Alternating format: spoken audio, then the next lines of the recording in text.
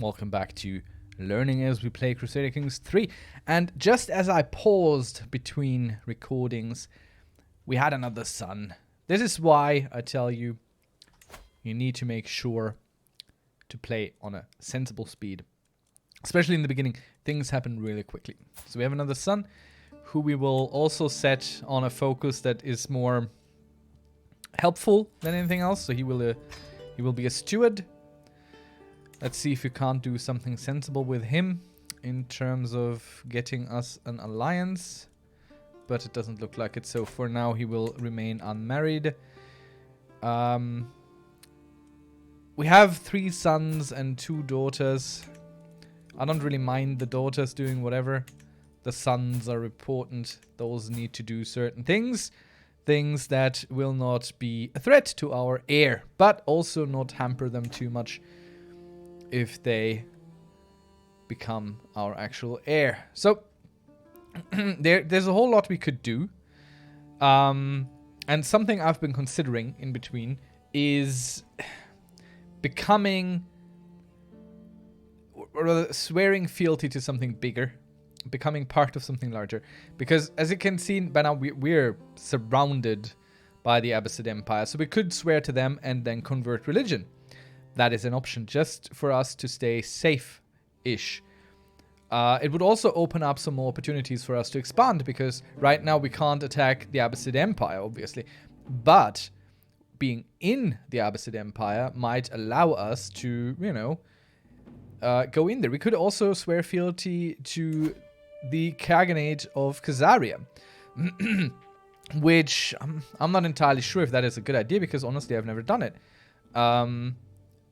So how do we figure out what might be a good idea? Of course, we could just keep playing, stay independent, try to build our realm. But again, we are a little bit in a terrible situation, because all the titles that we hold, first of all, are going to go between our kids. And secondly, we are not going to be able to build ourselves a duchy, because we hold far too little things. We could try for the Duchy of Georgia, I think. But if we look at this again, that's not going to be enough, I don't think. Let's check this out. Well, maybe we could build the Duchy of Georgia. If we take this, we need 2 de jure. No, we need 3 de jure, so we can't even build this, because it has 4 apparently, and I'm only seeing 3 here, but this is 2, not 1. And we can only take this. So yeah, we're kind of out of luck in this, so it's gonna be a difficult choice for us. We can get this, yes. We can try and get this.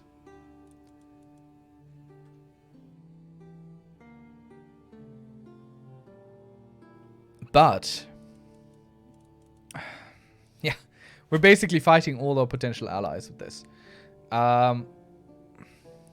The Abbasid Empire is not going to have qualms attacking us. They're taking us down, no problem.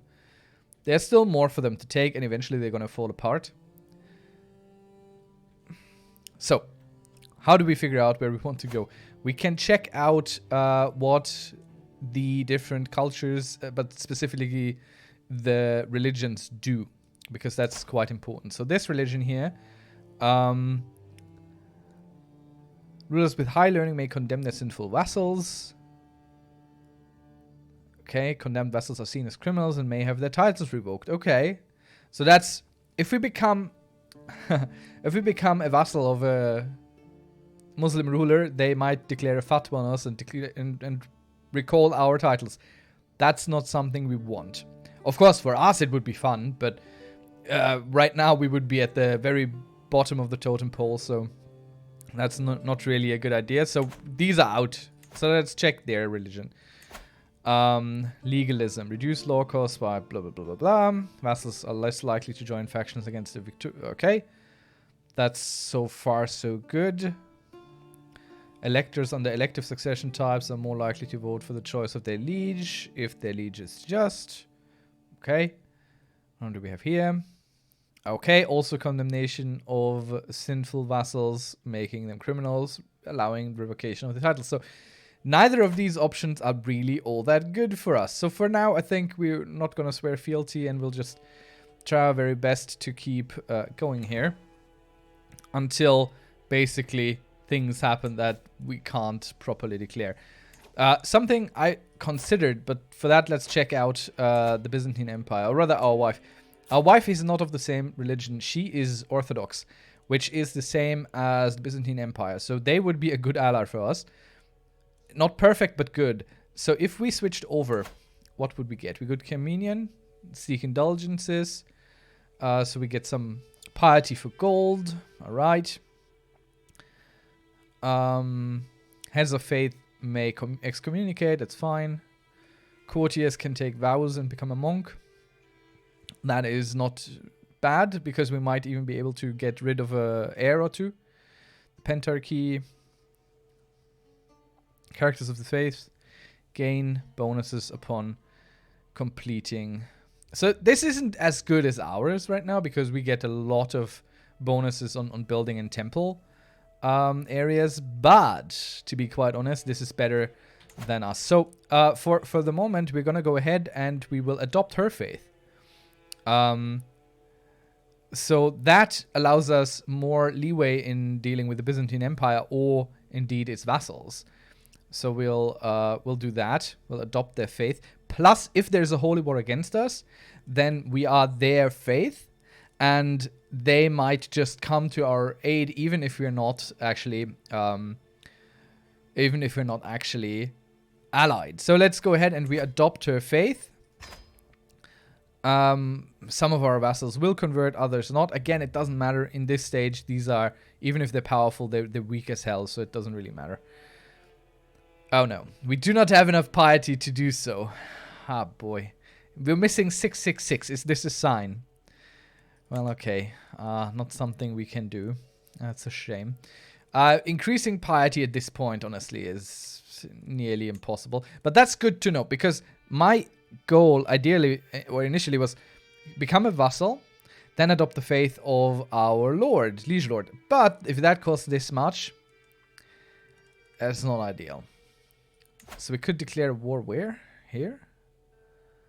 Against you for what? Holy war for a kingdom, which we can't afford. Holy war for a duchy, which we cannot afford. Holy war for a county, which, again, we can't really afford. So, I don't know why the game is telling us this is an option. I mean, it is, but it also really isn't.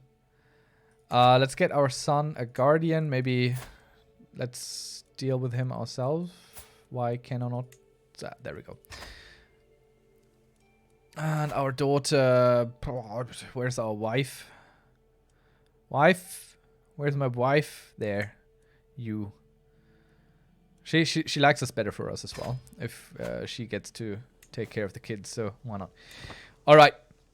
Let's see. We're taking a claim on this county to try and increase our area of influence, but as I said before, we will lose inevitably, and I can't ever find this succession. We're gonna lose 2 titles on succession because both of our kids will get some titles here, and we're losing some pretty solid stuff. Our main son still gets this, but it is what it is. Now, gold. Let's check our temple holding. Can we upgrade something here? I mean, we do have the money. Why can't we upgrade this? Missing 4 gold. That's fine. Oh, city planning. We don't have the right innovations.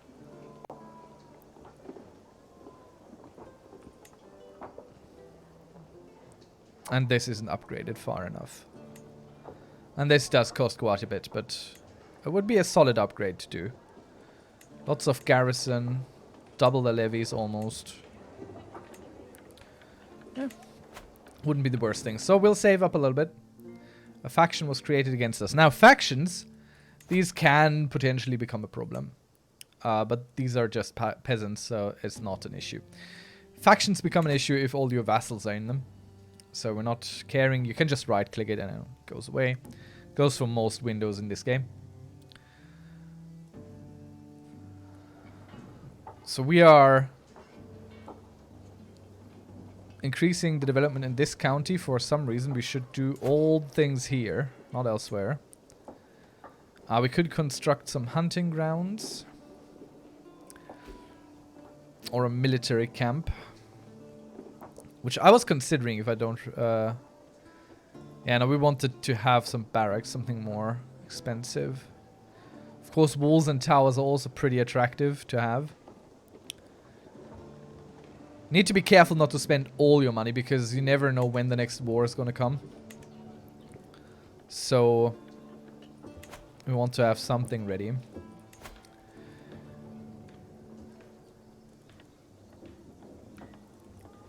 Could go on pilgrimage, but that costs us 50 gold. That's a lot. Don't think that's worth it. Let's check our council. What are they up to? Council is F4. And we'll put you to collect taxes. I think he's in our county. It just doesn't look like it. It's weird.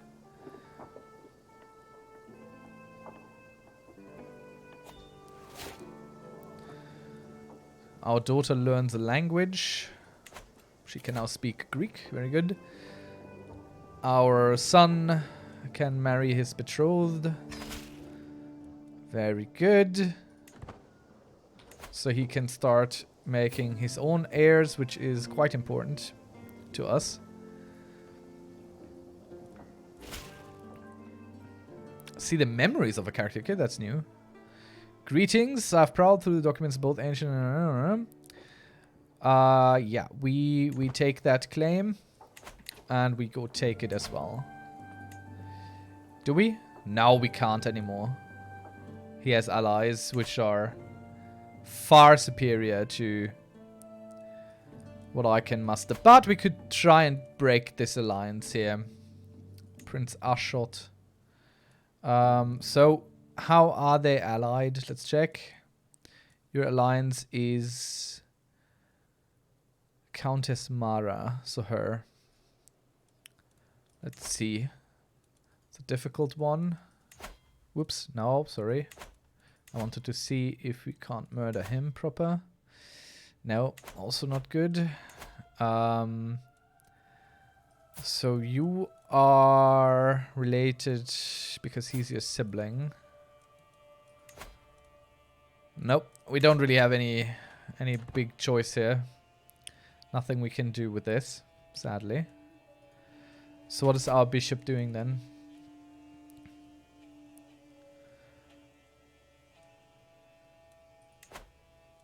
Let's go and have them convert in our county here. More levies, more opinion, more everything. He's just protecting us.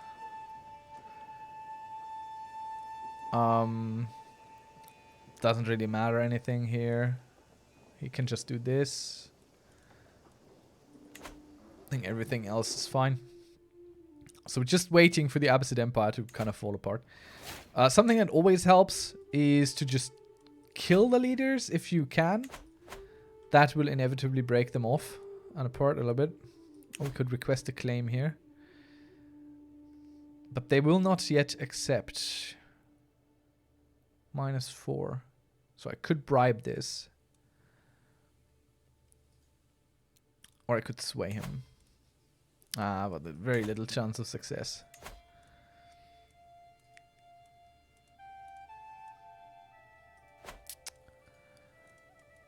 Ay. But something I wanted to check out. I wanted to see the memories thing. I haven't seen this before, I think. Okay. Just basically a little biography there. Interesting. A neighboring ruler won a war. We'll just have to wait for this alliance to go away. I mean, she's 54. We're 48. She might die before us. But women tend to live a little bit longer. So, we'll have to see. New stewardship perk. And we want some more centralization. So our growth of development goes up. What is development for? Yeah, good question. Development is a measure of the local infrastructure and technology advances. Now, the better it is, the better it is. Basically, there are some things that require a high development status for you to even consider building, I think. But predominantly, this is just increasing everything you can get out. The higher it's developed, the better the county is. So, increasing development is a solid choice in most circumstances.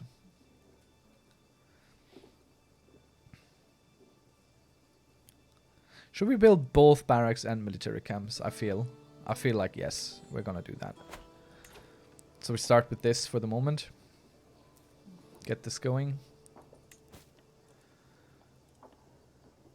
Ah yeah, I don't care. Who can we attack and for what? It's just the holy wars for counties. That doesn't really help us. Yeah, I know, but he's gonna wipe the floor with us. That's not gonna work. Can't really do anything here. So, as I said, eventually the big ones fall apart early on because their succession laws aren't much better than ours. So, it's gonna be interesting. We just have to hold out a little bit. Apostolic name, little Joanne. And you will become... I like to give them diplomacy. So that's pretty good. Alliance power. Who could we get? A county of Odishi. Sheikhdom. Barony. This is the best thing here.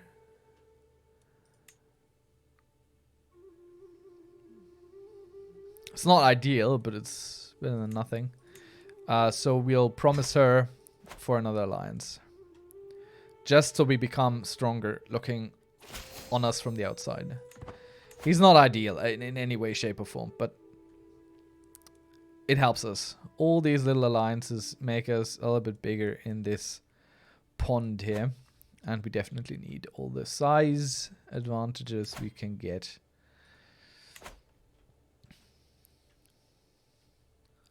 Okay, the Byzantine Empire is currently in a civil war. You can tell by all this blinking going on here. And these are the moments you want to look out for. If you really want to do something, that's when you go. Problem I have right now, if we look at this, if we fall apart, and we're going to fall apart the second we die and succession is a thing, larger rulers from the outside might just as well take advantage of the situation as we might on our way to becoming bigger, better, stronger. Now, I could speed this up still, but I'm not gonna. I don't trust this. The early game, especially until you have some sort of proper holdings, it's all very dangerous. So I'm scared. At the moment, yes, I'm kind of scared. I'm trying to muddle through. Try not to let it get to my head. Just build up money, build up troops, build up force.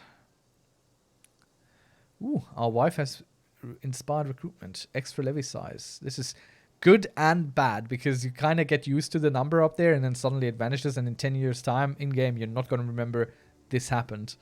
It's good, certainly, but yeah, not exactly what we want.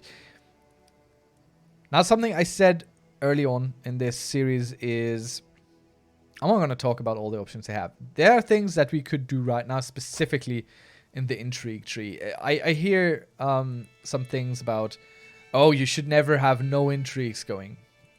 And I do agree to a point, but I just never deployed them all that sensibly. So let's do something cute and go and seduce our wife. Let's start this scheme here. What do you want?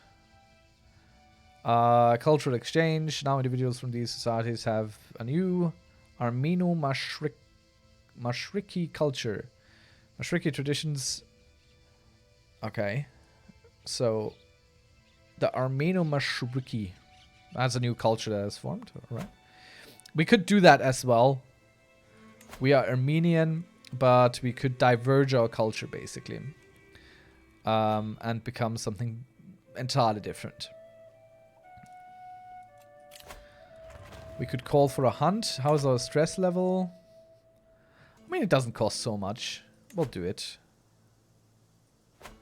And the hide tents have been constructed, making us even stronger.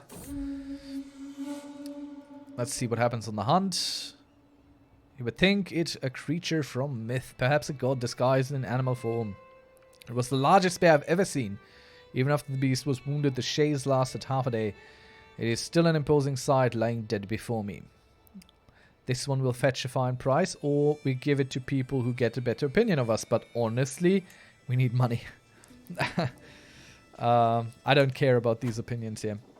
So we're seducing our wife.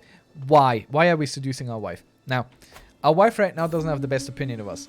The problem with wives, or, well, the advantage that we are trying to leverage here, the problem is wives are very strong agents against you. So if they hate you, they might join a plot to murder you. And you don't want that. Being on good terms with your wife is good both mechanically and, of course, on a role-playing level, because you wouldn't want to be on good terms with their wife. You spend your whole life with them, aren't you? So we want to increase that.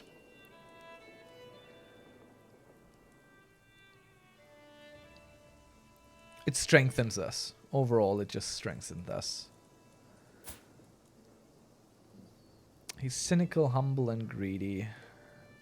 He's not all that great, but also not too terrible. Let's continue. Again, we're waiting for this alliance to die down. Our glory is widely known. There are things that we can later go into here in the legacy thingy. Right now, we don't have enough points for anything like that. Our wife encourages chivalry despite her poor martial skills. She's doing really good there. Okay. We've been talking to Chief Nizi Samander. These letters are supposed to be strictly diplomatic in their nature, but of course sometimes they dip into more personal topics. I would appreciate if we kept to relevant topics. Who are you? I mean, you're kind of a neighbor. Sort of. Yeah, let's talk. Let's have some opinions go up.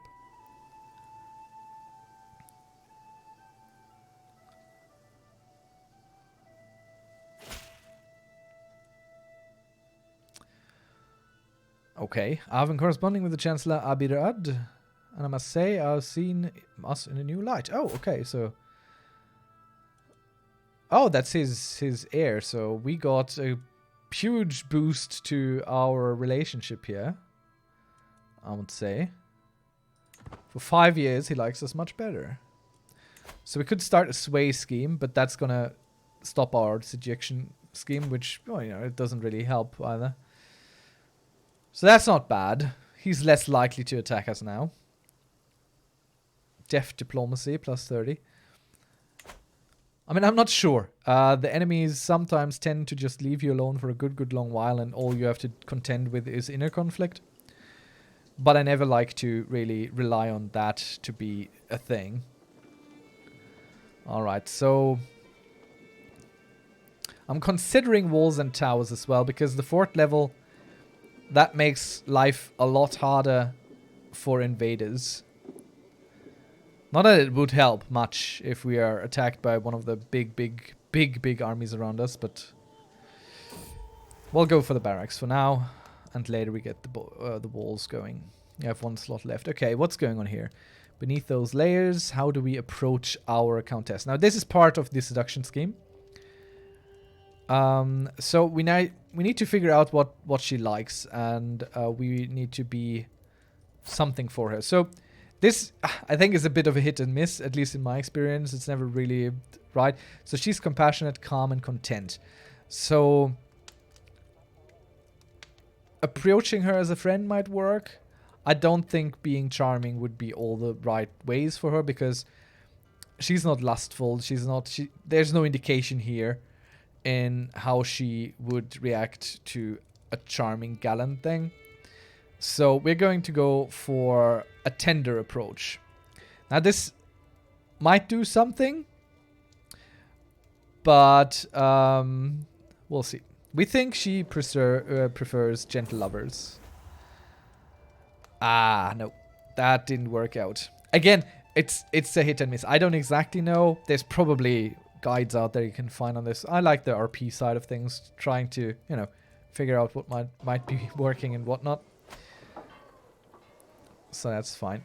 Look at these numbers. These are important. We want to have the highest. We want to have the highest gold, the highest troops, because again, once upon succession, these are going to splinter off and we have to reclaim them in war. There's really nothing else for us to do. Okay, there was commotion. Our son and ward. Okay, this is because we are personally educating him. We get a say in these kind of things.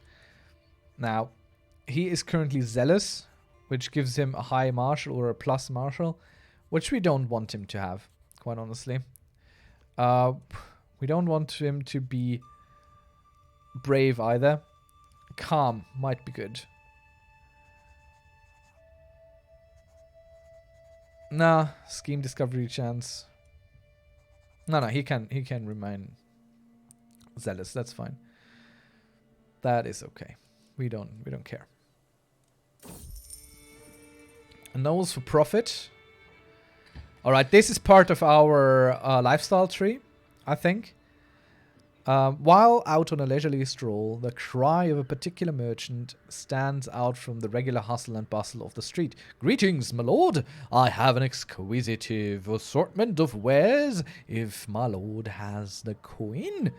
The merchant's stall is positively brimming with baubles and haberdasheries. A skilled purveyor of fine goods, a couple of trinkets catch my eye, and the overflow of knickknacks. So we find a bunch of things here. And either we get some stewardship experience or we lose 20 gold. It would put us in the negative. She would like us less, which doesn't really matter to us. Let's go ahead. Let's try this. Nope. Our haggling skills were poor.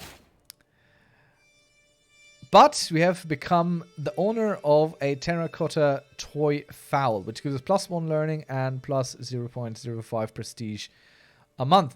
Now, trinkets are quite interesting, as so far we have this inventory, which we can, you know, increase our stuff. These decay over time. We might want to hire an antiquarian who might be able to take care of this. There are some options. We'll take our court physician Elna's. It's gonna cost us some 0.15, so we're gonna dip below barely below 5 income, but it's good. We have this, so now we have this bonus, and we will inherit this, or rather pass it on to our heirs as they come around. So we'll finish this and we go into the next episode, I think. The celebrations had come to an end, and the evening's entertainment seemed to be over when Countess Margareta suggested a reading. A clerk soon arrives, wondering what the guests would like to hear, and I see my chance to impress Margareta. Now again, something pious. Now she's learned. The perfect state would give us a chance to learn. Let's be entertained. Travels to Jerusalem. Okay, let's go for entertainment, maybe. Alright. As the clerk drones on and on, I can tell Margarita's attention is slipping. While I am thinking of how to salvage the situation, my guest Marshall suddenly chimes in and asks, "May I humbly suggest read stories from the Holy Book instead?" And Margarita immediately perks up with renewed interest. Boy. We're not good at seducing our wife. But, well, yeah, that's a problem. I think we'll leave it here for today. Thank you very much for watching. Hope you stick out to next time, and see you then. Bye-bye.